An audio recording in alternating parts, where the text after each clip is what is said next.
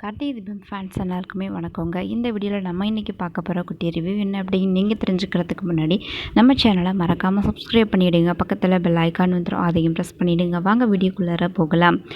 நம்ம நாச்சியார் தீபாவை கூட்டிக்கிட்டு கோவிலுக்கு வந்து அவங்களுடைய தாலியை வச்சு அர்ச்சனை பண்ணிவிட்டு பூஜை பண்ணிவிட்டு போகிறதுக்காக வந்திருப்பாங்க. ஸோ சாமியும் வந்துட்டு அவங்க அந்த பூசாரி வந்து அவங்களுக்கு வந்து நல்லபடியாக அந்த தாலியை வச்சு பூஜை பண்ணி அவங்களுக்கு கொடுக்குறாங்க.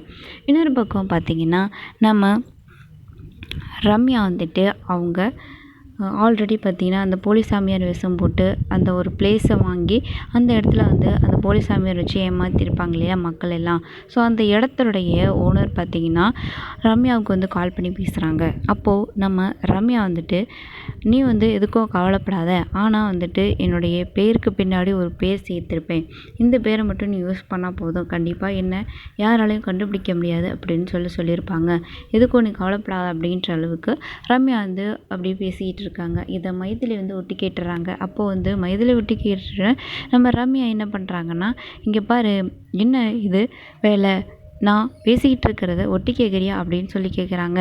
என்னது ஒட்டி கேட்குறேன்னா, இது யார் வீடு நினச்சேன், எங்கள் வீடு, இந்த வீட்டில் நான் எங்கே வேணாலும் இருப்போம், ஆனால் நீ பேசிகிட்டு இருக்கிறத பார்த்தா ஏதோ தப்பாக இருக்குதே, ஏதோ பயப்படாத நான் இருக்கேன் அப்படின்னு ஏதோ பேசிக்கிட்டு இருந்தேன் அப்படின்னு சொல்கிறாங்க.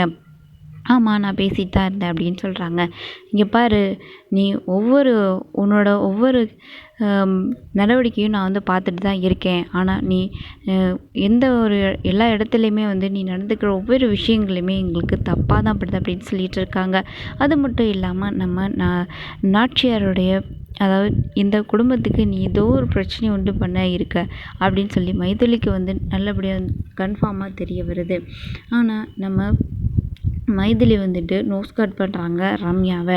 இந்த வீடு ஒன்றும் உன் வீடு கிடையாது, ஆனால் நீ ஏதோ ஒரு கம்பெனியில் மேனேஜர், அதாவது அந்த கம்பெனிக்கு முதலாளியாக இருக்கியாம்மா, ஆனால் அந்த கம்பெனியில் நீ இருக்கிறத விட இந்த வீட்டில் இருக்கிறது தான் அதிகமாக இருக்குது, ஆனால் நீ உன் கம்பெனியை போய் பார்க்க மாட்டியா அப்படின்னு சொல்லி பேசிக்கிட்டு என்னைய வந்து நீ நோஸ் கட் பண்ணுறியா, உன்னை சும்மா விட மாட்டேன்டி அப்படின்னு சொல்லி நம்ம மைதிலியை ரம்யா வந்துட்டு மனசுக்குள்ளே வந்து திட்டிக்கிட்டு இருக்காங்க.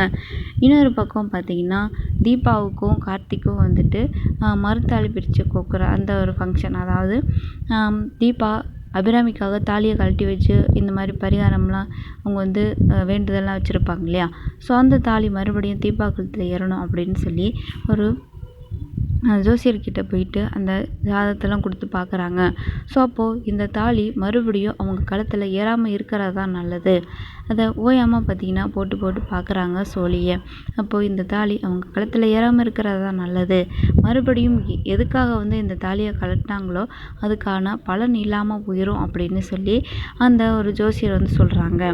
நான் எதையும் மூடி மறைச்சி பேச விரும்பலை, மூடி மறைச்சி நான் பேசுகிறதால எனக்கு எந்த விதமான பயனும் கிடையாது, அது என்ன சொல்லி என்ன சொல்லுதோ அதை தான் நான் உங்ககிட்ட சொல்கிறேன், நீங்கள் இதுக்கு மேலே உங்களுக்கு என்ன தோதோ அதுபடி செய்யுங்க, எல்லாம் கடவுள் மேலே பாரத்தை போட்டு செய்யுங்க, ஆனால் கண்டிப்பாக நீங்கள் வந்துட்டு இந்த மாதிரி இந்த தாலியை மறுபடியும் உங்கள் பொண்ணு கழுத்தில் ஏறணும்னு நினச்சிங்கன்னா கண்டிப்பாக அவங்களுக்கு மறுபடியும் ஏதாவது ஒரு ஆபத்து வர வாய்ப்பு இருக்குது அப்படிங்கிற மாதிரி சொல்லிடுறாங்க. அப்போது என் பொண்ணு கடைசி வரைக்கும் மஞ்சக்கயிறோட தான் இருக்கணுமா அப்படின்ற மாதிரி தீபாவுடைய அப்பா அம்மா வந்து ரொம்ப ஃபீல் பண்ணி பேசிக்கிட்டு போயிட்டுருக்காங்க.